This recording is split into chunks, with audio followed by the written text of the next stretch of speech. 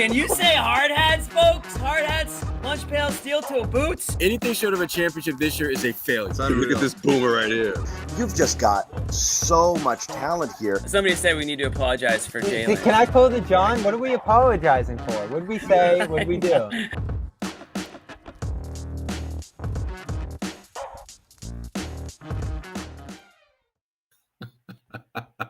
I enjoyed that. Did you? I think that was our first time here for that. Yeah. Yeah. I played it the other day when you guys, it was just me and Jimmy. Anyway, mixed bag of a game that we're going to talk about and just in our little pregame chat here. It seems like there's, positive and negative. Everyone's got something to say. One as usual, these are going to be slow builds for me. So I'll let you guys start because I've got a lot on my mind right now. And again, anybody joining us here has it. Celtics lose to the Warriors in a game that they were up, I think 15 and possibly 17 was the high mark here. And they lost. And they lost this game. They pissed it away. Didn't close out as they should have. Were outscored by 11 in the fourth quarter and 6-2 in OT, missing bunnies, settling for threes. And I really think above all else, you can go into individual performances.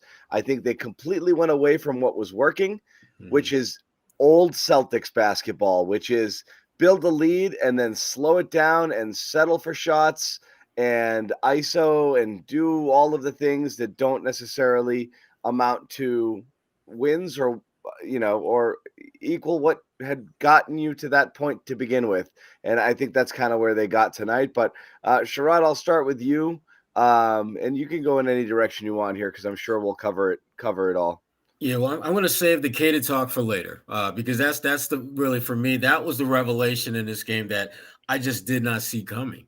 But this was it just felt that watching this game play down the stretch, I didn't think Golden State did anything special. Celtics, you're right, John. They did get into a little bit more ISO ball than we know they need to. And I thought they leaned way too heavy on Al Horford in the corner. I mean, damn, seriously?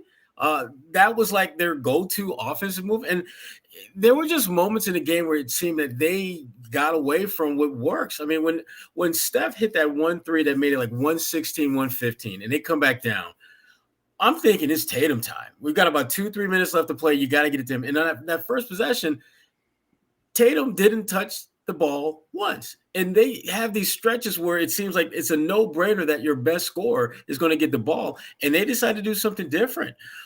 This was a game that they had their opportunities to win this thing, and they squandered those opportunities. But when I look at the totality of this game, there were more things I liked that they did than things I didn't like. This was just one of them games. I mean, Sam Hauser doesn't make a shot. I can't remember the last time he's had a game like that. And I don't feel bad about this loss the way I think a lot of fans probably feel, because Golden State record-wise, at the end of the day, they've got multiple guys who've won championships on that team. And Steph Curry, and we talked about this before we went on air, he just had like a 5-year stretch of making threes per game, at least 1 3 per game, snapped. So you knew he was going to come back and be more impactful from deep. And he was when it mattered most. Yeah, I feel a little worse about it just because I don't think big Curry plays throughout cost you this one. Certainly at the end they did. But the Celtics had a 10-point lead early, had an 11-point lead midway through this game. Not massive leads, but ones that we've talked about this year. You hope to build on, you hope to expand when you're playing against a team that's, frankly, as you said, Sherrod, flailing in recent weeks with the Draymond suspension. They lose Podzinski in this game, have to go with Corey Joseph for bench minutes, and I didn't even realize he was on this team. So you wanted to take care of business against a team that was in rough shape coming into this game. And they certainly got some great performances deep off their bench. The Celtics bench kind of had a dud other than Cater, who we'll get to in a little bit here. But rough Hauser game, rough Horford game if we're involving him in the bench crew there. And then Pritchard had some good shots throughout the flow of this game. So I guess you give him the hat tip as well here. But the offensive management late, rough. Didn't love Joe's coaching late in this game, which we can get to in a minute. The no timeout call, I know John, as always, didn't love, and it led to a disaster shot again at the end of regulation. And then you outplayed pretty bad in overtime. Look, and I'll get into again, that's the nitpicky stuff. Like, I don't like it either. And like, I tweeted about it and predictably. So I like the theory behind doing it, which is don't give the other team a chance to settle their defense. You attack and you go and you get them on their heels. It doesn't work when you walk it up and give it to Tatum and allow him to get double teamed and all he can do is shoot that prayer. Well, he was against the single there. He couldn't get free. I know he couldn't get free, but that's a 15%er there. Like, I mean, that's such a small chance. So yeah, draw something up then. Like, I don't understand it. So I also saw the point too. Brad used to do it all the time when the play's falling apart. Then you can call a timeout midway through. With 4 seconds left, yeah. I don't like where we are here. Tatum's 40 feet from the basket. This isn't going to go right. He's never done that. Not that I can remember. One time. Maybe, yeah. But anyway, I'm not going to nitpick that. That's annoying as hell. I mean, if you want to go very, very – the two basic broad, I think, takeaways are going to be, and again, this is going to be the push and pull between the everything's all right crew and the sky is falling crew, and obviously, like, it's somewhere in the middle. It's not even somewhere in the middle. It's still an excellent team that lost a game, and Steph Curry hit a ridiculous shot late, and without Porzingis, even though Golden State is shorthanded too, Tatum rolls an ankle. You can make a million excuses here, but at the end of the game, you're going to look at this and the people who are always, trying to wrestle with, this is the year, right? They can do it this year, right? This is the team. They've got what it takes. They've got all of it. And then you see the core guys come to pieces against a good team on the road like this in ways that are reminiscent of past teams and how they had lost, and it's impossible not to remember. Crap, it's the same guys. And like, John, this is the same building last season swung in the inconsistency and with a loss like this against the Warriors. And so it's impossible to not see that and think that. Is it an overreaction? Of course, in a vacuum, talking about one game as if it's the most important thing in the history of the world and like, oh my God, you lost this, it's doomsday. That's an overreaction. But being concerned about this type of loss against this type of team in that building in this manner, I think is justified. And I think that's what it's going to come down to for me and for a lot of people who are like right on that ledge of like, no one could beat these guys, right? They can do it, right? But then you see this and you're like, man, I don't know. Like, what do you do against Jimmy Butler's Heat? Like, are you going to be better than you were last year? What do you do against a team like Golden State if you run into them late? And by the way, this was my prediction for the finals, Celtics Warriors, even though Golden State's not living up to their end of the bargain. That's worrisome. That's my number one headline. My number two is your best player sucked all night. And their best player was really good and hit a shot. And then the game before that, you watch John Morant. So can we lead off with Tatum? Haven't played in months, and he gets the ball in his hands on the last shot. What does he do? He goes to the basket, spins, hits a buzzer shot, and Tatum predictably sets a step, leans into the thing he's absolutely the worst at in basketball, that friggin' pull-up three, and just enough already. Like, he needs help. He needs counseling. Stop. He has to stop. Whoa. He has to stop taking that shot. He needs God. Anyway, so that's frustrating. All of that is frustrating. So I want to start with Tatum. They come out and wipe everybody out tomorrow, wipe out Sacramento in a bounce back game and blow through the two LA games. We'll forget about a lot of this stuff, but this is reminiscent of other bad, so it's more looking back than projecting forward as to what does this loss mean. And that's how I'm putting it. I'm not overreacting to the one, but it's impossible not to remember, and that's where I'm at. But sure, start with Tatum. Throughout the course of this game, it felt like they had golden opportunities to batter the Warriors inside. And Trace Jackson Davis changed that a little bit with his rim protection that he brought off the bench. But in the starting lineup, the Warriors look completely vulnerable inside, not to mention the fact that Curry ends up with 5 fouls before the start of the fourth in this one. So this is a game where it looked like Tatum all day long could have posted up, could have gone to the rim, drawn free throws, played a power game, much like Brown did in this game, I thought, well. But they guard him so well. And it goes back to the final, Sherrod. They make him a passer. They put 2 on him. They have a guy in the lane. Every time he catches it inside, there's another guy lined up. And I sit there watching how effective it is against them. And I'm like, why don't more teams do this against Tatum? He made some great passes in this game. I love the pass out that I think got White a 3 in the corner. And he ends up with how many assists in this one? And, to go back to some of our earlier conversations, the hockey assists, he was great with those in this one. But 7 assists, you look at that with no turnovers and say, wow, great Tatum night other than the shooting. And I do think missed shots were a big part of this game, as Joe, I'm sure, is going to say. But they made Tatum passive. They made him a passer. And it ends up looking nice on the score sheet. But when you're watching this game, John Sherrod, he let them off the hook by passing out multiple bodies at the rim and crowds. Tatum makes himself passive. But anyway, you're right. Yeah. No, but the Warriors really bring it out of him.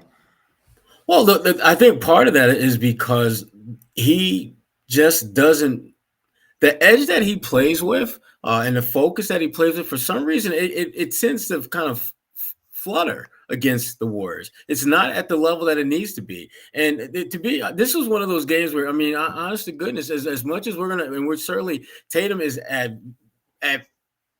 there's no question he's a big part of what happened tonight. I'm going to put a little bit of this on Joe, too. Because as the coach, you've got to – Thank you, Bass Rock, for the super chat here. A lot of comments going at Joe here. Yeah, so it's fair. This was a game where Joe's passiveness, I think, trickled down to the players. Think about this. You're playing a Golden State team that you know damn well you can play bully ball on them all game. And it was a smart move to play Keita as much as you did. He played like 20, 21 minutes and had a double-double. But you had other guys on your roster that you could play the bully ball game with. And I thought that Joe didn't emphasize that about, particularly down the stretch. I'm running some action where Tatum is getting that ball on the elbow or somewhere where he is going to force them to actually defend. And the other thing, too, I understand why Joe wanted them to not call a timeout at the end of regulation and play. But here's the thing. You're playing a Golden State team that's not nearly as good defensively as they've been. That's why you call a timeout, because even if they get a chance to organize, it's not going to be Golden State defense that you're dealing with. You're dealing with a weaker version of who they are. And to me, there were moments in this game, at least 5 or 6, where you're thinking that, why are they doing that? Why is it the coach putting him in a position to do something different? So I thought a huge second guess for Joe, beyond all the stuff you mentioned, Sherrod, which was valid. I thought he coached a very rigid game, as we've talked about. They try to play the same way they have against a team that was playing them differently in terms of the defense and everything else. But the challenges, he ends up challenging this out of bounds call. And what was it, overtime, John? This innocuous play where they lose. Oh no, it was the end of the fourth, where they lose a timeout, or whatever it was.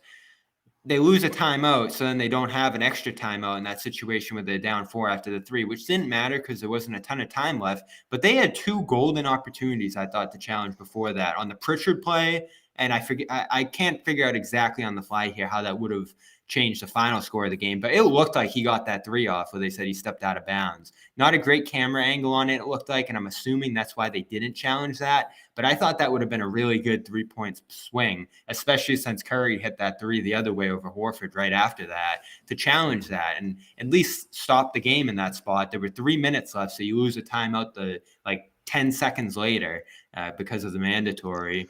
And I was stunned he didn't challenge that. And then they probably lose this one, but that Brown offensive foul going into Curry, that would have been Curry's 6th a couple moments later. It's a flyer, right? You could challenge a worse call, and I think they did. I like that one. Josue, fresh from the club. We're going to bring him in here. What do you mean? I liked that. The broadcast was like, "That's a textbook charge," and I was like, "No, it's not." Right. Like, You never know what the refs are gonna call, Curry right? Was that Warriors TV that we watched? I swear, I got those vibes. Not to sound like Celtics fans, but I got those vibes. I know. I get that Curry's entitled to his spot there, but Jalen didn't go through him. Curry moved laterally into his spot. It's a possible sixth foul. And absorbed contact. That's a game-changing challenge. Much more. This is what it comes to. The challenges are stupid. Like, I don't care how many he wins. He's won a couple of good ones. It's when you challenge and what it means. Getting a sixth foul on a superstar, getting a possession late, he challenged an out of bounds call, reversing a foul on your own guy. Those that could knock him out of the game for a quarter. Those are worth a flyer, even if you lose. The what you get from winning them is so important. Just getting the ball back on a random possession is so stupid and inconsequential. Stop with those. Those are dumb, especially the early ones. They're dumb. They're dumb challenges. Like, do the ones that have weight, okay? You get 90, 100 possessions in a game. Like, okay, the second quarter, that out of bounds should have been your ball. Who freaking cares? Save it for later when it really matters. The Curry one. Or in this case, earlier. Yeah. Yeah, or earlier, whatever it is. But anyway, back on Tatum, and we'll get Josue's take here. And you don't have to stay on Tatum, but what's your chief takeaway of this game? I just felt like the Celtics, they did that thing where they play with their food, when it really matters, and you can't do that against this Golden State Warriors team. Listen, Jason Tatum didn't have an excellent game, but a lot of guys did. I mean, what I mean by that is Jaylen Brown, Derek White was phenomenal, to use Bobby's word for sure. It was unbelievable the way he was impacting the game on both ends of the floor, and you blew it. You blew it in the second half, or at least in the fourth quarter, or in regulation, where this game shouldn't have even gone to overtime. And yeah, I'm with you, John. I feel like, in that situation, if you're Joe Mazzulla, you take that challenge because of what it means, right? It means Steph Curry picking up his sixth foul, frustration with the Warriors and all that. I mean, even if you don't win the challenge, I figured it was worth it, And when you look at that last challenge, the out of bounds play, it just looked like a blind challenge. It looked like one that he was just pulling for. Let's just use it. Yeah. Crossing his fingers. Let's just use it. If not, so be it. You can't do that in those type of situations because timeouts mean everything, especially on the road, especially in a game where you went into overtime, and you could have used one of those, especially in that last minute. Now the Celtics, they have to stop doing this. You had this lead. You've been playing the right way. You've been closing out quarters the right way, which they did, in my opinion. All three, except for the one that mattered the most, obviously the fourth, that led into overtime, that bled into Steph Curry going off the way he did and closing this one out.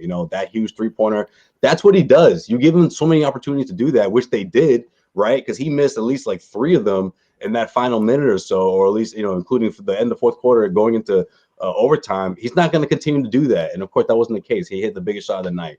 And that was it for the Celtics, down 4, 2-possession game. In that moment, there was little to no chance. Yeah.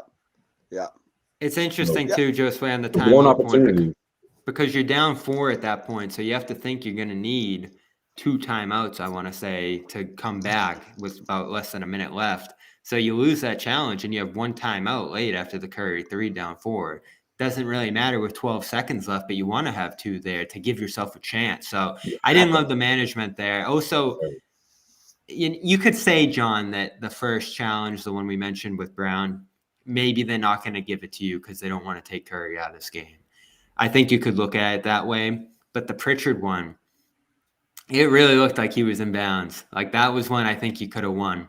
And that swings the games. 3 points in your favor. I thought 3 points went their way right after. I thought every angle actually showed he wasn't out of bounds. It looked like when he shoots threes, he doesn't put both his heels don't hit the ground. His heel never touched the ground. It was an awful call. Never touched the ground, right? Yeah. I think you challenged that one. I'm thinking to myself that he was going to go down, and it's obviously going to go down in the wrong spot, but it never went down. At least the replays that they showed, which was like at least from 3 different angles, So, but if you remember, guys, there was like a 2-second clip you see Joe Mazzulla turn to one of his assistants in the back, and he just looked really unsure. He kept going back to his tape or his phone or whatever. You know what I think he was telling him, Josue, is we don't have the angle. Yeah, if we don't have the angle where it's going to be I think that's what he was telling Joe. But Joe was he had that look on his face as Joe wanted to challenge it. Right, like hurry up. I really want to do this. Do we have it or not? He couldn't say it. That was a great angle, yeah. And those plays ended up being super consequential, of course, but also the play on the court. I mean, the offense fell apart late, and not having Porzingis out there is a big part of it. But you also go back to some of the ISO ball. I think Holiday fell into it a little bit too, just trying to force up some shots in isolation. Everybody did. They completely stopped. They completely stopped moving. I think they got what's funny is, and again, I have to go back and, rewatch some of that fourth.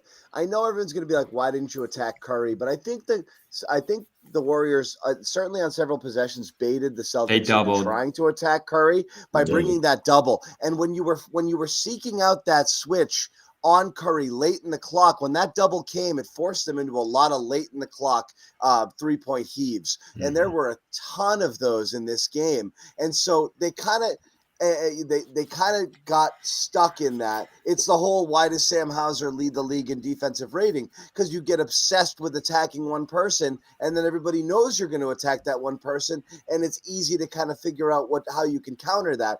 Golden State was bringing that double up there, and when it's 7 seconds left on the clock, that next pass went to a guy that had no choice. It was a grenade.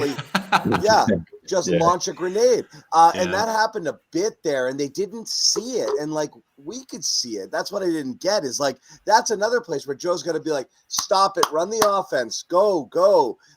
Stop hunting the matchup there. I thought they went crazy ISO heavy instead of people are saying they should have attacked Curry. I think that was the mistake they made, is that they were trying to seek out those matchups, and they were getting trapped and taking bad shots. Yeah, I think the Warriors did a good job of protecting Curry after he picked up his fifth foul, especially when he got caught in the mismatch against Jaylen Brown down low in the paint. If you're the Warriors, that should never happen. There should have been a double team immediately on Jaylen, or someone has to switch off of Steph, knowing that he's going to pick up his fifth personal foul. So I feel like when you check back into the game, the Warriors did a really good job of making sure that never happened again. And I felt like the Celtics would just continue to try to seek out that same opportunity. When you got to know that the Warriors, they've been in these type of situations before. It is rare when we see Steph Curry foul out, but whenever he's in foul trouble, or whenever he gets to that point, especially so early, like he did tonight in the third quarter, the Golden State Warriors they know how to make sure that doesn't happen again. And obviously, in terms of with the officials and what they have to do to make it look good, they're well equipped to do that. And I feel like that was the case in this game. Yeah, and they were pretty aggressive with that. Obviously, it burned them on that play where they threw two on Tatum right up top where White hit the three, but Curry hit it, got it right back the other way before the game ended there. And, Warriors take it in the end. So I love the coaching on Golden State's side, that among other things. The usage of the role players. I thought Kuminga was great in this one. Trace Jackson-Davis, who was my guy in the draft for Boston, just absolutely killed them here. And a couple big blocks, some momentum plays, rebounds. He had the tip out to Chris Paul on the play where Paul hit Curry for the decisive three. And Celtics bench kind of fell flat in this one more than not, I thought, especially Hauser. Those misses by Hauser, wide open at the end of his final stretch, were just brutal. Yeah. Brissett came in with a nice burst after the Tatum injury, and you never saw him again, which I thought was weird. O'Shea came in and hit 3 shots. Yeah, that's because I forgot about him. Second unit show right there. That's why. Brissett was awesome for that little spurt. He came out flying. For 3 possessions. If Reggie Miller wasn't reading from his game notes for the whole entire first half, he might have pointed out that Brissett was just coming in and friggin' yamming it on everybody. That shit was driving me crazy. That and the fact that it took them 7 minutes to be like, oh wait, where's Tatum? Oh shoot, is he injured?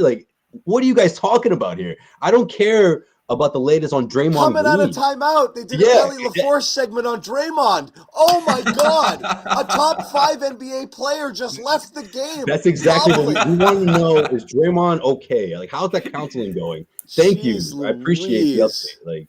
That's what I'm saying. What is this, Warriors TV? Oh man. That's how I thought the Celtics played in this one. They didn't adapt enough. They didn't switch up their game plan to the way the Warriors are playing them. And I thought the Warriors did a great job on the fly trying to figure things out. They lost a player in this game in Podzinski, and here's Corey Joseph coming off the bench, scoring on cuts. He Jackson in the game late. Yeah. Kerr was awesome in this one. Obviously, as Sherrod said, they had some urgency coming into this game, given how they've played lately. And the Celtics just won a million games at home. So I'm sure that was a difference here. But this is one you probably should have had, especially the way Jalen played early. How good was he again? And that just sort of faded late as they got back into Tatum and some of the normal things they do offensively. There's still, we've talked about it all year, John. When their game plan goes great and it's very simple and straightforward, attack the mismatch, find the best matchup, shoot the wide open three. Those things are great when they're working. But in this game, again, you had golden opportunities to expose the Warriors at the rim, and you didn't take them. You just kept launching grenades, as you said, at the end of the shot clock from three, or guys were missing wide open threes. White had a bunch of them in this game, but other guys were off, and they just kept shooting them and shooting them and shooting them. And I thought they settled so much in this game. And I know we get a quote here from Joe, of course, that he thought they played great and did the right things, but something didn't work, right? A lot of things did not work. So that's but that's just Joe. I mean, the glass is going to have at least be half full 99% of the time with Joe. That's just how he's built. And then I get it's one game, Sherrod. They've been playing well. It's one game, but in the playoffs, that one game could kind of game could change this series. Yeah. Is Gary Washburn in San Francisco, in Oakland, San Francisco right now? Is he allowed to ask about the threes? If he does, we're in for a real moment here. And if he does, I know he's got some receipts ready or something ready. There'll be a meltdown. There will be a meltdown of ginormous proportions. 58 threes. 58. Mm-hmm. Yeah, and it got to the point where they kept exchanging 3-point misses with Golden State. Oh my God! To start overtime, it was like a 3-point contest. And I'm thinking, like, after like maybe the second or third missed three, maybe we should try to get some action going at the rim. Maybe we should try to get a post up. Al Horford went to the post against Curry, drew a foul, and got two free throws. Right. His 9th and 10th of the season, and his 16th and 17th since March 1st, 2023. He has shot 17 free throws since March. He's not look, Al is a shooting wing. He's not a big. He still has big man skills, obviously, but that's not the role they want him to play. And again, it goes back to what we were talking about coaching. I mean, there's certain matchups that you, in the process of running your offense, may appear as though you're hunting for that matchup, but it's just making the right basketball play. If you're Al Horford and you see that you're matched up with Steph Curry, why in the world are you 20 feet away from the rim? Why? There's no reason. They bailed them out. There's no other way to put it. They bailed out the Warriors. They did. And but obviously that there are a couple guys that played, I thought, really good, but for the most part, this is one they probably should have won this game. But the thing, Bobby, the reason why I'm not freaking out about it, I'm not upset about it, because over the course of a long season, you're going to have nights like this. I mean, like Tatum missed late in the game, missed a layup. That was huge, man. People can say what they want about the Al putback, but he should have made the first, man. He should have had the possession, with 5 misses. Jalen on the baseline. Yep. Al had one, and then Al had one, and then Tatum. So there was 3 just bunnies. And you saw Al too. Right. If those guys take those same shots 10 times, they'd probably make them 9 out of 10 times. And it just so happened each of them missed that shot in the same night. Oh, see, I knew this was coming. I knew. See, look at the quote Ahmed just saying when you guys get a chance. I mean, this is what he points to whenever anyone wants to talk smack about the 3-point attempts. It's like, well, how many layups did we miss today? Mizzou's got a point there, I guess. So let's talk about the potential layups that they missed and the potential 3-pointers and the potential assists that they missed out on. I mean, so this is a fine line, Sherrod, it's about production. Let's talk about the PLs. It's about production. It's about, at the end of the day, it's about production, not potential. Explain the philosophy to us. as John said to open the show, you get the philosophy. You miss these shots at the rim. Warriors fly back in transition and make threes, and that's what kind of piles up the game against you. But in a game where you needed some quality, good looks at the rim, you're discouraging this team from shooting at the rim. And more often than not, they're passing out of those positions. So this is the adaptability you want to see from this team a little bit, to not only a matchup where you're capable of scoring inside in droves like the Celtics could be here against the Warriors, but you're going up against a team that's in some foul trouble with Curry and has some smaller guys coming into the game in reserves because of injuries and all the rest. No Draymond here, of course, as well. This is the problem. You're legitimately discouraged to shoot at the rim because of the fear of it turning into transition, going the other way and, eating a three in transition when you miss those looks in tight. So I wouldn't say overpassing, but like the objective is almost to not take those shots unless they're completely uncontested. And so how do you get good at this stuff if you're not trying to do it during the course of the game? Like that's kind of, and it also limits your free throw attempts. Exactly.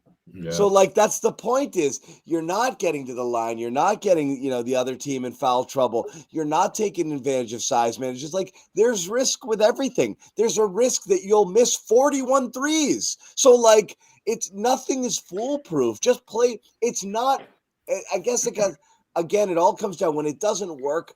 All of this stuff comes out, and it's frustrating because it's not a single formula. It's just simply basketball. Like, and I do think they have a good formula. Like, it's working. Move the ball, take the best shots, and it's working. Right. It's not like, but it's not always, it's not ironclad. But anyway. In the playoffs, you need to be able to adapt. That's what it comes down to here. Yeah. Yeah. No doubt about it. We got a lot more to talk about. And there's some good, but I think everyone's just kind of a little bit fired up here because you didn't want to see them lose this game to this team in this manner. And I think, as we said, kind of brings up a lot of old stuff. Tell you quickly about our pals over at FanDuel, exclusive wagering partner of the CLNS Media Network, and also the official partner of the NFL. And if you're interested in getting involved in some betting action this NFL weekend, or any NBA night, NHL night, there's a ton going on. You can wager on right now. Go to FanDuel.com/Boston. Sign up today. You get $150 in bonus bets when you place a winning $5 money line bet. Once again, that is FanDuel.com/Boston. Super duper easy to use site. App is great, very intuitive, lots of great specials, lots of great lines, lots of different things that you can do there. So check out FanDuel.com. Also, we have this special offer from our friends over at Dreamers Pro. I've been looking for the best deal on Celtics tickets, and with over 28 million downloads, SeatGeek is the #1 rated ticketing app. There are more than 70,000 events every single day on SeatGeek, including concerts, sports festivals, and more. You can use my code DREAMERSPRO for $20 off tickets at SeatGeek. That's $20 off your first purchase with promo code DREAMERSPRO. Make sure you check the link in the description to download the app.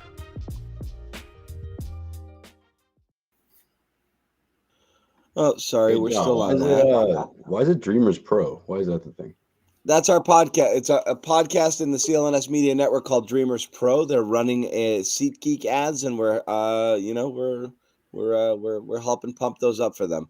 That makes a lot of sense. So, all right, cool. Yeah, so Dreamers Pro. Anyway, by the way, I looked it up.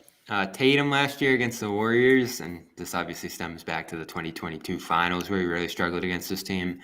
31% from the field in the two games, 27 from three, 8 assists, 9 turnovers. So they have him solved a little bit. Yikes. Damn. They know his tendencies. Yeah, I mean, and look, we have to give some benefit of the doubt on the rolled ankle. He definitely looked tentative. I tweeted like he hadn't even looked to drive or go to the basket once. But this looks like a finals line for him. And then seconds later he did. So he did attack a couple of times. He wasn't particularly effective, but too much. The story of those finals, John, he had like 8 assists a game, remember, in that series? And it was like, whoa, the passing's way up. But they were making him a passer. They're They making didn't him want him pass. aggressive. Yeah. And they were Yeah. willing to No, live they- with some of these wide open threes. They ignored Horford a lot in this game. They ignored those Hauser misses at the end of his stretch there were wide open. They packed the paint. They really crowd that lane, and they discourage you from taking shots at the rim, which is a big reason why I'm sure they didn't. Yeah, ignoring Hauser is pretty dumb, but that's but it worked for them tonight. But again, I think like that's a philosophy. Like if you want to look at the Celtics there and say, I don't want Tatum and Brown running downhill on me all night long. I'll live and die. Like they can live and die by the three. I'll live and die by some threes too. And that's what they did before when the shooters were Marcus Smart and, whatever, different guys out there who, they wanted to swing the ball to them. That could kill you against the team. If the Celtics are knocking down their threes right now, Golden State doesn't even play their starters in the fourth quarter. This would have been a 30-point game. So, yeah, I guess it worked tonight, but Joe's right. I think through 3 quarters, that lead could have ballooned based on the open looks that they were getting. They were still playing fairly well, and they were shooting horribly from 3. And then the fourth quarter, they just went into la ISO land. I have no idea what they were doing. Absolutely zero. One passing shot. That's all they did all fourth quarter long. Wow. That's accurate. Am I wrong? It's accurate. No, and you know what, you're what not. was even worse was the 12 misses, 12 consecutive missed field goals in that third quarter. Mm-hmm. That was awful. I mean, a lot of that was just lazy shots that weren't, ones that you have to actually work for and get to the paint, or at least pass 3-4 times before you get it back. Really hard, like the ones that you really have to work for. I feel like the Golden State Warriors certainly came out of halftime with a lot more pressure on the defensive end of the floor, but the Celtics just really just caved in, and I felt like they were getting lazy with their possessions. Like that's honestly when the comeback started, obviously for the Golden State Warriors, but I feel like it built a lot of confidence. They came out of that third quarter feeling like, well, not only can we, erase this deficit, but we can beat these guys. And it was the other guys that was doing it as well. It wasn't just, your Currys and your Klay Thompsons. You know what was shocking too, and this might have just been an anomaly in this game, but 18 offensive rebounds could have saved you here. And a lot of credit of that goes to Keita and some of the others. But you gave up 18. I know. How? I want to point this out too, because I was going to say it and Judah threw it out there. I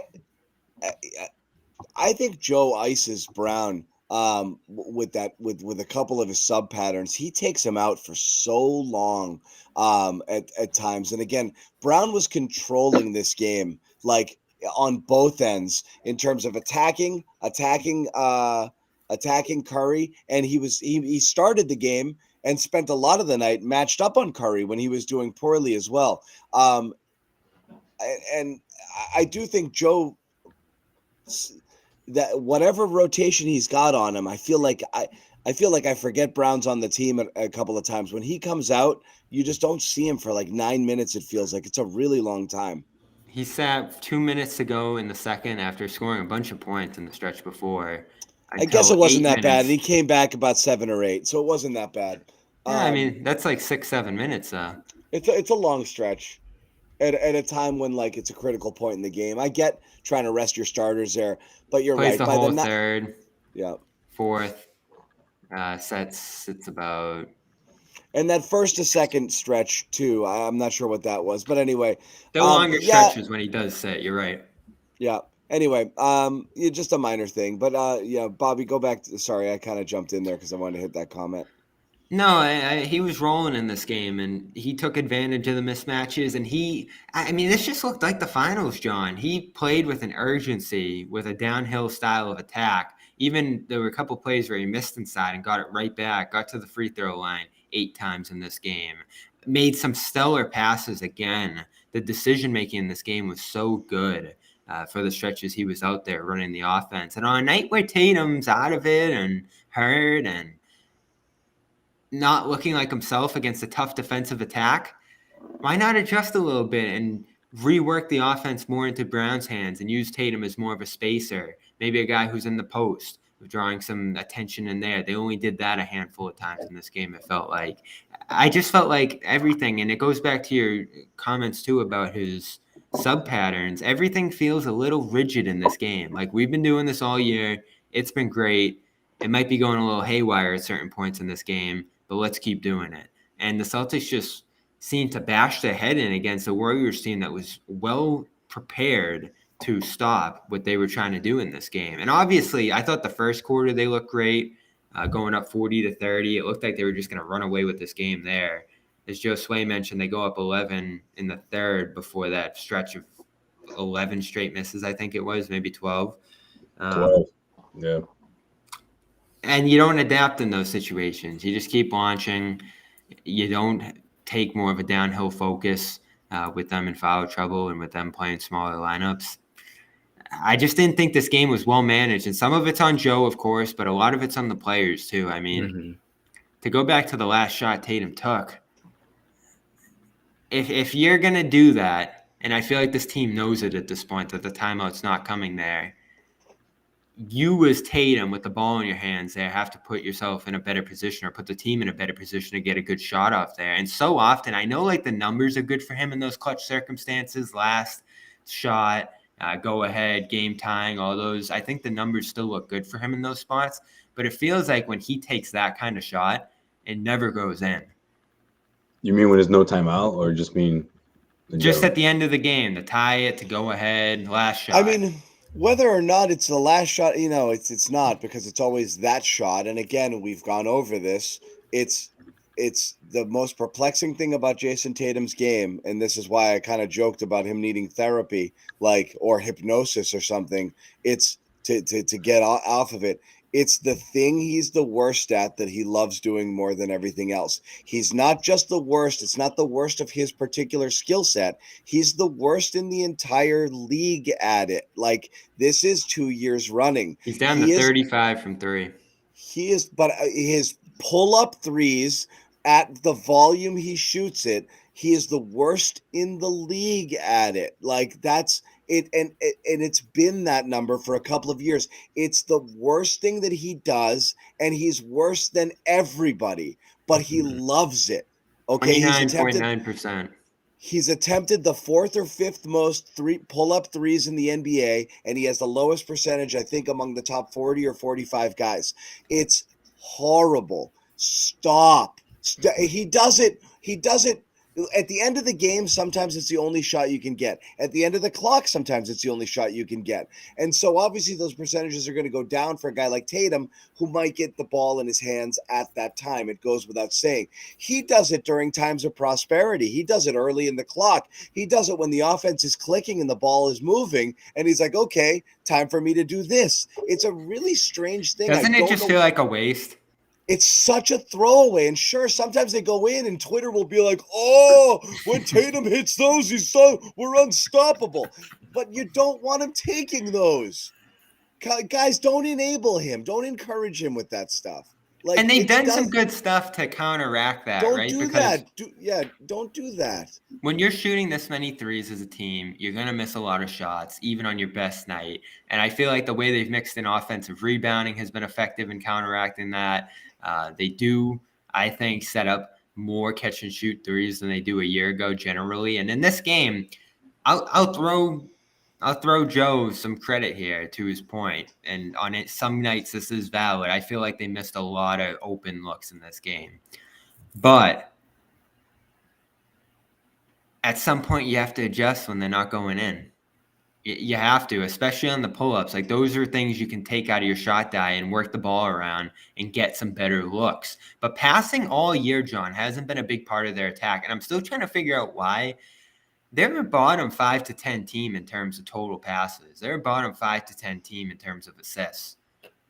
And I can't put my finger on why, but it's been constant the whole way through this year. How many assists in this one? 28. Like, that's just kind of where they floated. 24, 25, 26, 27, 28 assists in a game. And that's near the bottom of the league. Their passing has generally been near the bottom of the league. And what's their formula? They're always in the bottom third in pace also. So, yeah.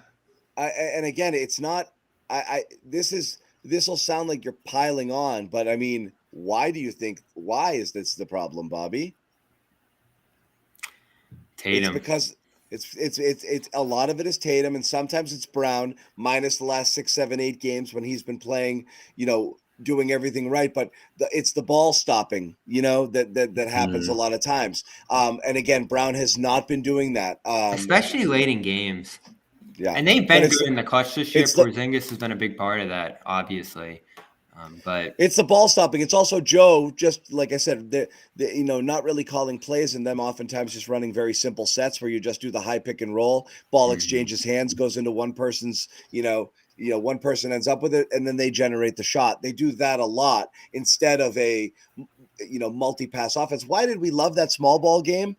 Oh my God. Because every offensive set involved like 5, 6, 7, 8 passes. They were just whipping the ball around. And that's why we came out of that game like, that was beautiful, because you so seldom see these multi-pass possessions. And you had a chance to do that tonight too. And yeah, I know you like Cade's game tonight, Sherrod, and I think there's a lot of reasons to like it. But you do end up playing bigger and a little bit slower in those circumstances. And the bench is an area that kind of killed you tonight, those stretches with them out there.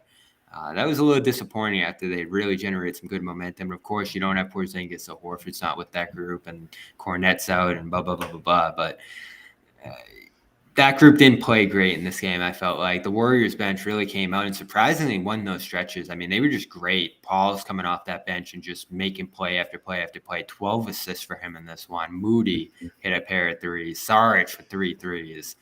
Trace Jackson Davis, just incredible tonight. 10 points, 13 rebounds, 3 blocks for him.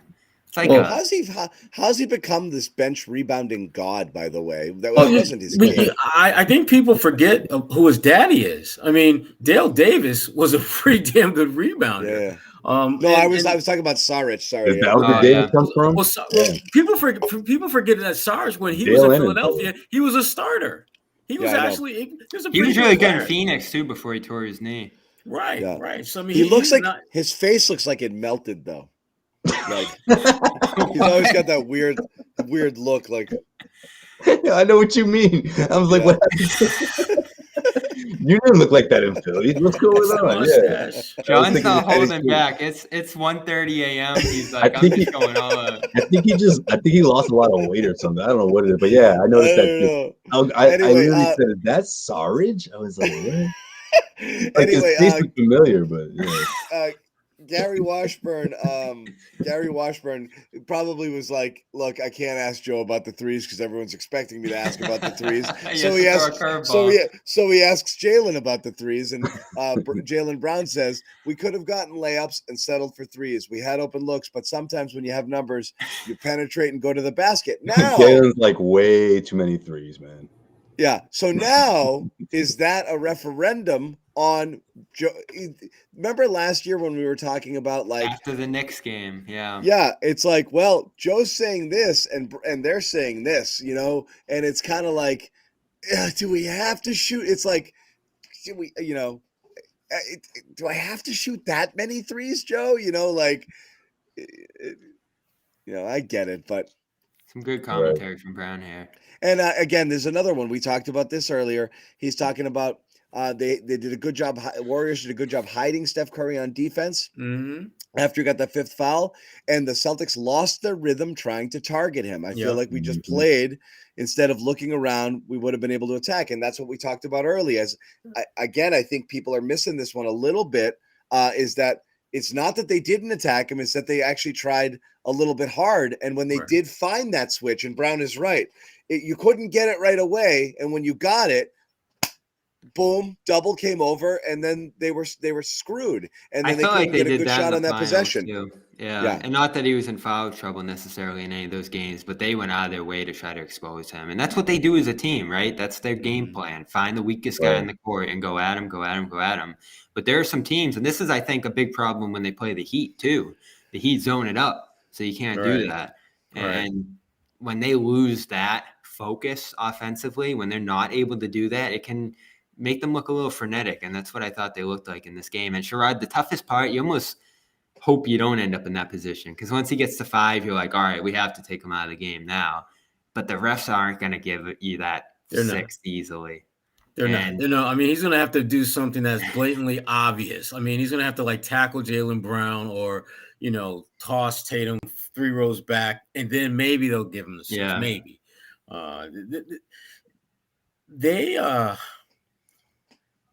The more we talk about this game and the more I think about it,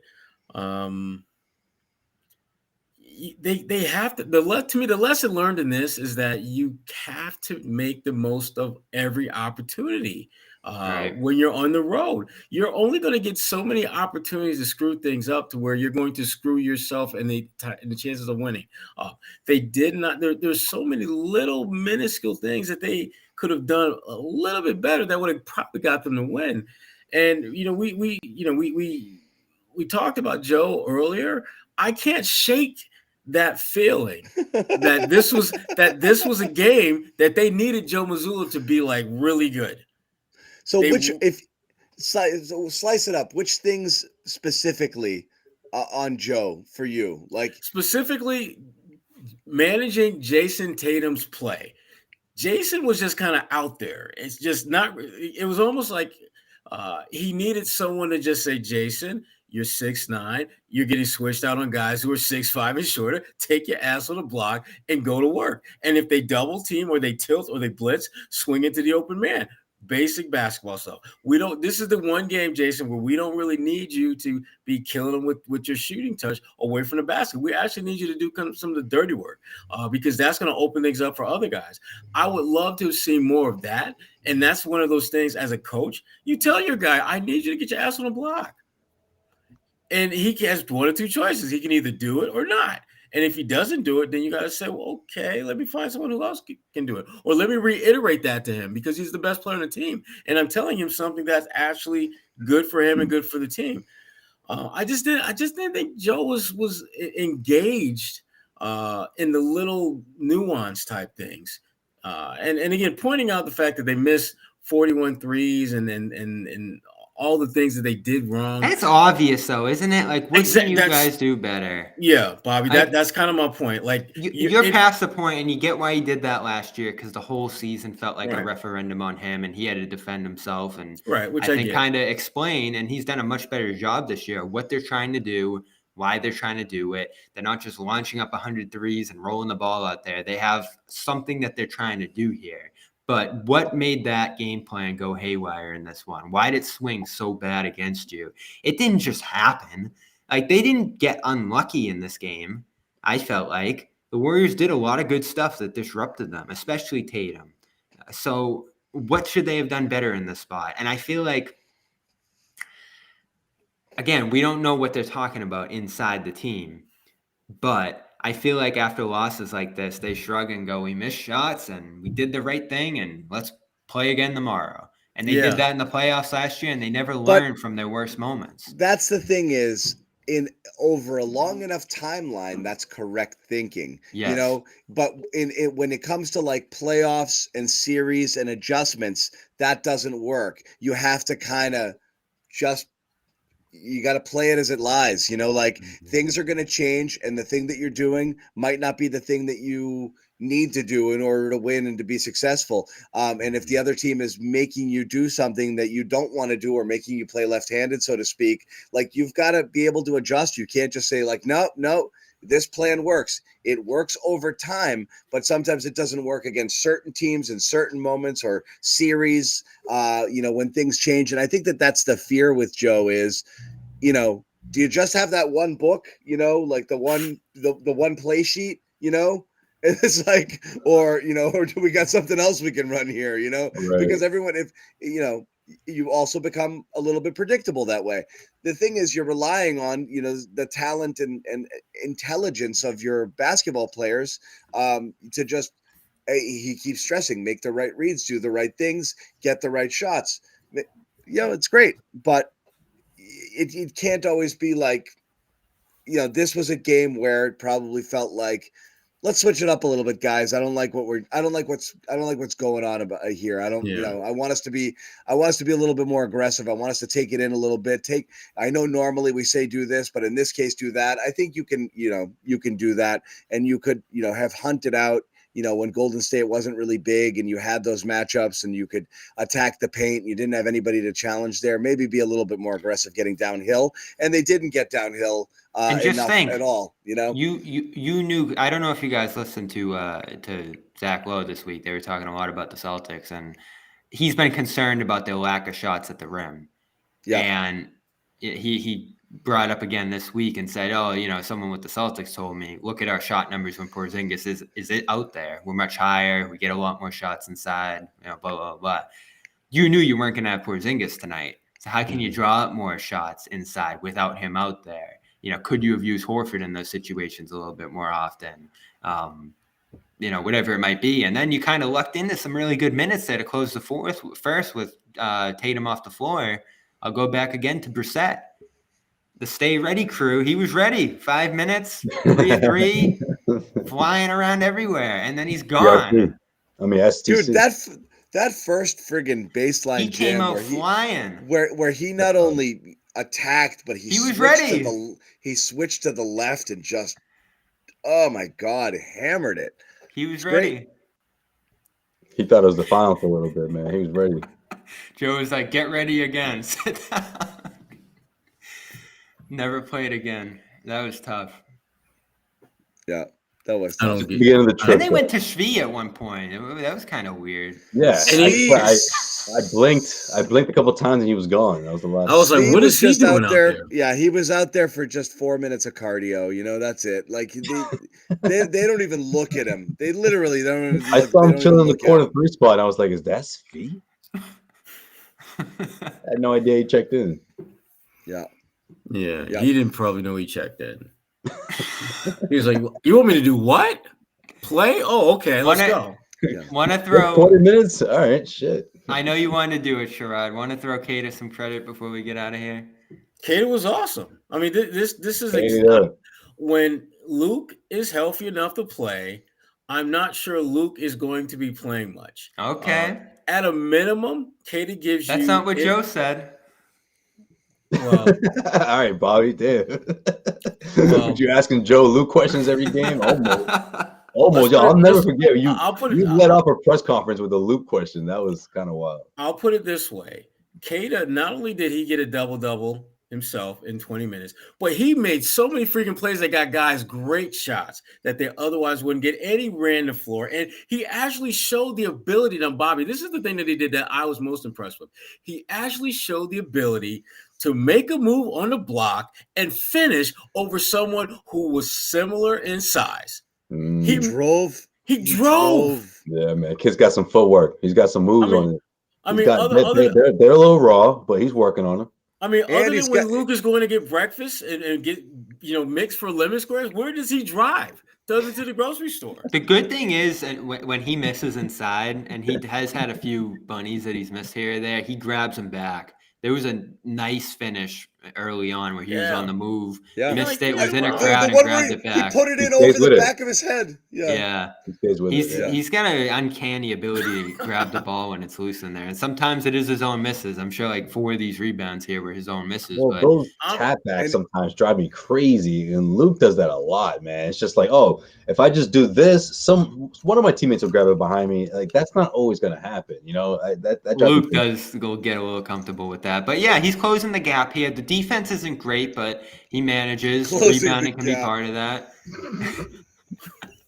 He's almost always the tallest dude on the court, man. Like, how far ahead of anyone do you think Luke Cornett is that there's a gap to be closed? I'm gonna hold it against you guys. Remember what Joe said. Our rotation, gap, right? Our rotation's Pritchard, Hauser, Cornett, and all I can think of is that Horford. All I can think of is that Bobby is like that Arthur closed fist meme every time Neemias Queta does something well. I love Queta. Bobby's just sitting there. No, Bobby. Last game, you were like, why is Joe doing double big? For a little while, you were like, why is he doing double big? I was like, because Queta needs his reps, all right? This West Coast road trip between obviously Al not playing on second night of back-to-backs, Kristaps Porzingis' status is somewhat up in the air, right? and Luke Cornett all of a sudden is going to be out for a week. Keita's got to be ready. So I'm glad Missoula threw him in He there. stayed ready Against the Orlando Magic, and he got a little bit of he got a glimpse of what's to come, because he was ready for sure when it came to this Golden State Warriors team. I mean, what was it, 6 points, and what I felt like in 2 minutes, all off of hustle plays and putbacks, and being in the right spot. He had to earn those points, and it carried over to the second half. No, and he faced an uphill battle being hurt to start the first month or so of the season and being on a two-way deal. I mean, he could have ended up in Maine. And the fact that he's been with the team the whole year shows how much they like him. This is another guy, John, second draft. Kings pick him in the second round. They develop him a little bit. JaVale McGee comes along, and they're like, all right, we got to let him go. And now they're picking up the baton and carrying this development forward. And you need guys like this. The fact that they've done it a little bit with Jordan Walsh here to start this year, and JD Davison's having a great year down in Maine, and Keita comes along on a two-way deal and is giving you a 10-10 night. That alone is a massive victory. So this is great. I love the change of pace he gives to the position here. I don't see him leaping and surmounting over Cornette, who I think is really growing to play well within the system here. But Luke's down for 2 weeks. If you play like this for 2 weeks, maybe the rotation does look a little different. So this is how this kind of stuff happens here, and this is a nice start for him. I thought he played great in the Orlando miniseries too. And he, I was saying it earlier, John, he got a little bit of national love for his screening. Some really good screening in those games on the tape. So I hate this conversation because I can't think of anything Luke does that I prefer over Keita, because really all I've said is I want my bigs to be big. I want them to do big guy stuff, and Keita does big guy stuff. He challenges. I just think Cornette's impact's a little more subtle. But subtle. I like that.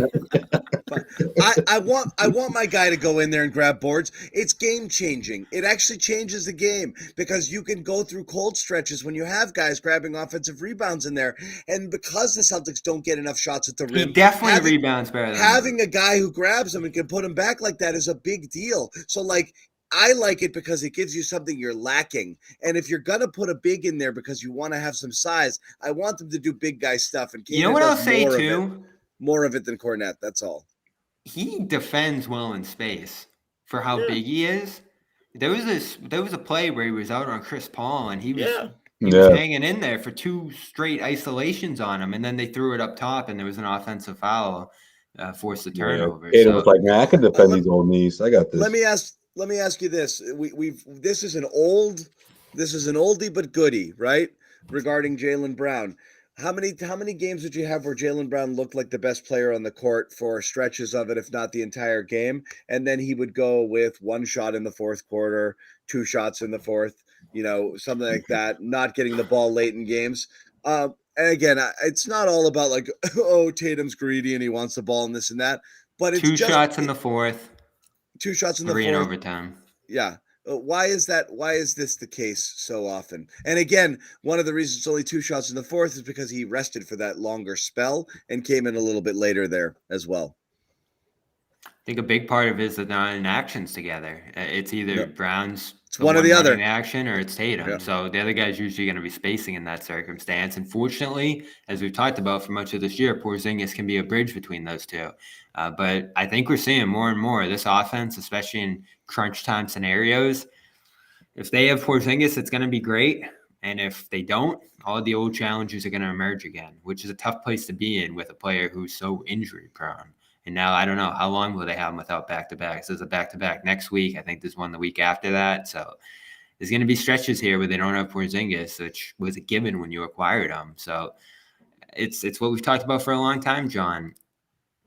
They don't always play well off each other. And I thought within the flow of those Orlando games, they did. They found each other for some big shots, but not tonight. Not much interaction between those two at all. I can't even remember a pass between them. Who knows? Yeah. Yeah, I don't know. I'm sure they did, but. And again, it might come out, and Tatum might have gutted it out. I question whether or not if Tatum couldn't be his full self, I question what good he was doing out there, simply for that reason. Because you think that's what it was?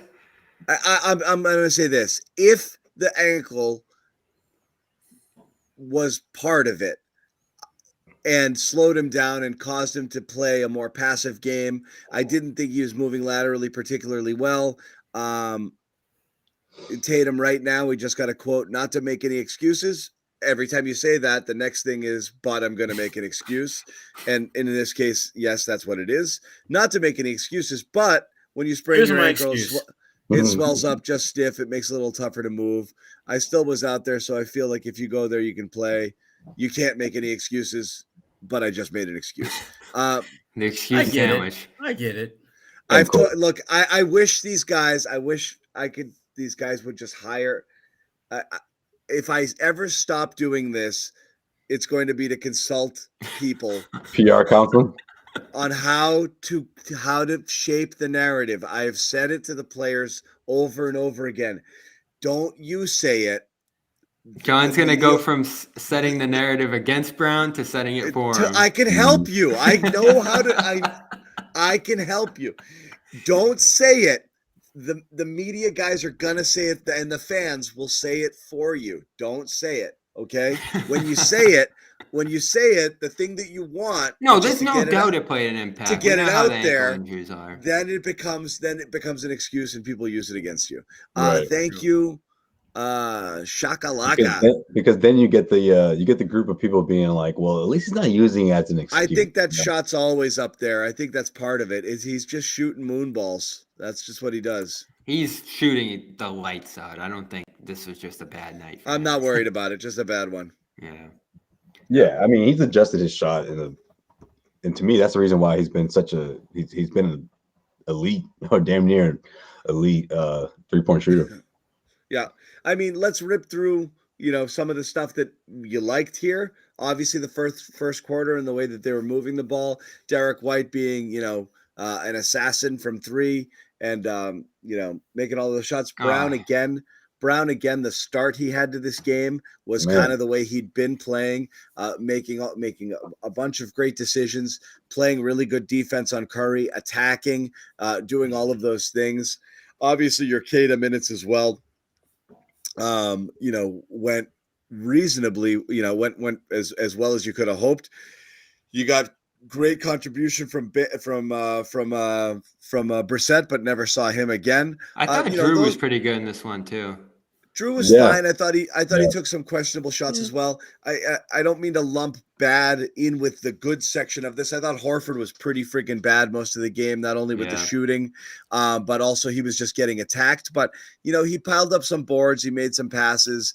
It wasn't all bad, but I thought defensively he was getting attacked, not just on the switches by Curry late. I didn't think he was able to do anything to defend the paint at all. And he was getting killed on the boards, and he was there watching those guys go up and over and get those putbacks and those second chance points. So again, it's just he's not that big. He's not that guy, he's a different guy. He helps you in different ways. But and tonight wasn't a great Payton one. went 3 for 6 from 3, and we mentioned, or 3 for 5. Mm-hmm. If they challenge that one successfully, 4 or 6, and you probably win this game. Yeah.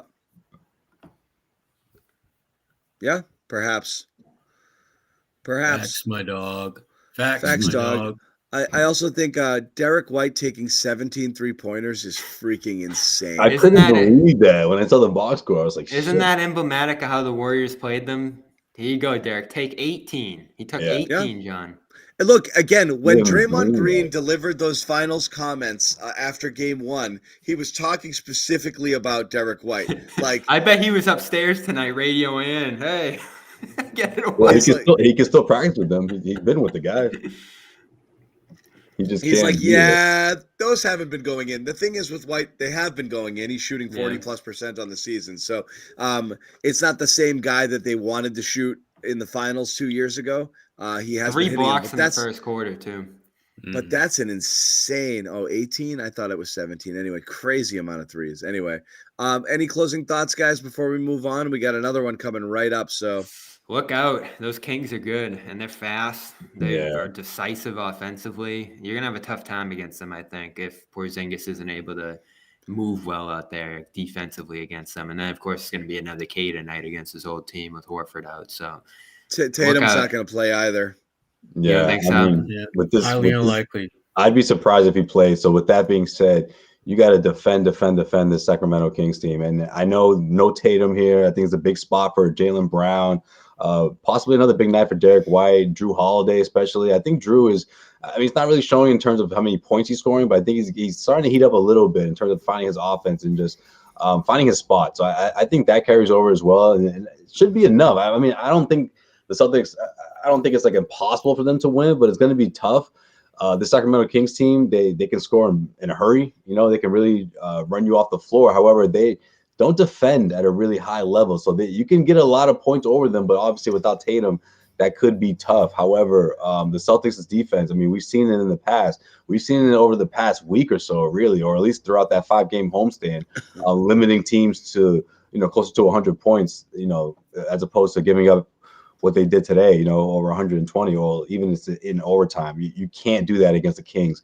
That'll be an automatic loss if you don't limit their scoring. Shaq tonight said he's wondering if they should put Curry as the best player of all time. And Kenny asked him, over you? And Shaq said, yeah. Yikes. However, I gotta watch that. Big praise for that. He really is something, huh? I mean, with everything falling apart around him there, Draymond losing his mind, he is just MVP when he's out there. And he's gotten hurt here and there, too, into some of his later years. But as long as he's there, and I know, John, you had them in the finals this year, right? I did, but I also had them trading for Rob at the deadline. Ooh. I'm curious. So Memphis won tonight. Ja with a buzzer beater. Smart's back soon. So I'm interested to see, are they able to get back in the mix, or could Smart kind of be a trade guy? It looks like if they play like tonight, they could get back in the mix. Morant was ridiculous for first game back. 27 points in the second half. Took over. Unbelievable. It's great to see them beat the Grizzlies again because, man, that team they put out there the night they lost to the Celtics was really sad. Yeah, can't wait to see Morant's Instagram tomorrow morning when I wake up. No, he's all good. He's learned his lesson. Wait, they're in the Garden in February, right, Josue? I think. February. I'm at that. Do we have a Josue freeze frame right now? Is he? Oh, I love this. Oh boy, this is like a class photo. That's great. I took a picture. Oh my god. Josue, come on. Wow. He's still there. I was like, Josue pretty damn happy. We have a little Josue cutout that we put in here to make it feel like we have got a full show. I want to remember Josue like this always, okay? If I never see Josue again, this is how I want to remember him. Right, it was a good moment to go out on. He delivered his final take. He's got his big smile, and he's gone. Good night. Oh, gosh. It's time to go. It is time to go. We will wrap it up. It's a late one. Tomorrow. And some of us will be back tomorrow. It's a lot to expect from everyone. So I do appreciate my partners in crime here on the Garden Report for staying up late. And I know all of you guys have to wake up and get your little kids off to school tomorrow. Nope, that's just me. That's just you. Sherrod already did that years ago. Sherrod got him out the damn house. Yeah. Almost. Oh yeah. Goodness. Awesome. Yeah. So we're gonna wrap it, but we thank you guys for hanging out. 2 other notes tonight. I'm fairly certain I saw a meteor crash to Earth today. It was like a nothing I've ever seen. It was like a big ball of fire. John, someone was asking if you put something extra in the pies after you said that. I'm not kidding. I was like, oh my God. And then a bunch of other people were like, I saw it too.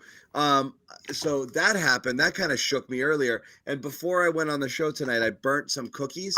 And I've been pissed off about it all night. So, maybe I overreacted a little to the Celtics loss. I was really upset about the cookies. Yeah, I can see that. That was bad. All right, Josue. Laptop just died, so I plugged in. just to say bye. Yeah. Yeah. Oh, you did? Yeah. It was plugged out for a second. Should I show you how you left us? Or You'll more for a love it. second. Oh no. You love it. I'm sure you guys loved it. I'm sure you guys loved it more than I did. Yeah, it was like that. I don't even see it. What? You know You we don't should see do? No, this? we don't see it. No. Oh, you're not Show seeing it again. No. I tried. If it's not taken, it's not Wait, taken. was it that big smile? Yeah. Yeah. Yeah. It flashed for like a second. Oh, all right.